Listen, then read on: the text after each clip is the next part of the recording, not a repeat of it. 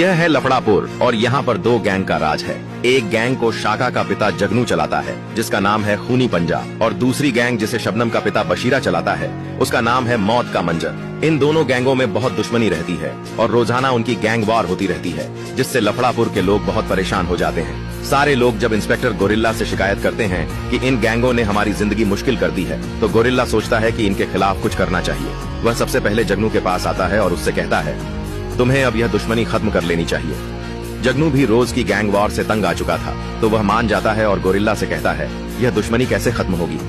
Gorilla कहता है, अब एक ही तरीका है, अगर तुम शाका की शादी शबनम से कर दो तो यह दुश्मनी रिश्तेदारी में बदल जाएगी और खत्म हो जाएगी। जगनू तैयार हो जाता है और जगनू के कहने पर शाका भी मान जाता है। जगनू बशीरा के पास जाता है और कहता है, यह रोज रोज की गैंग वॉर ठीक नहीं है, अब इस दुश्मनी को रिश्तेदारी में बदल दो।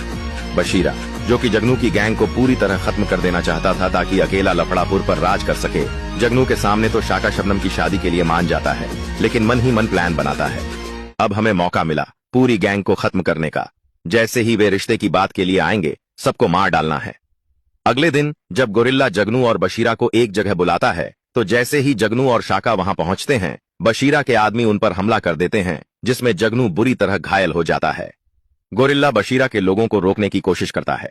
उसी समय शाका जगनू को लेकर अस्पताल पहुंचता है, लेकिन 2 दिन अस्पताल में रहने के बाद डॉक्टर शाका को बताते हैं कि जगनू को कोमा आ गया है।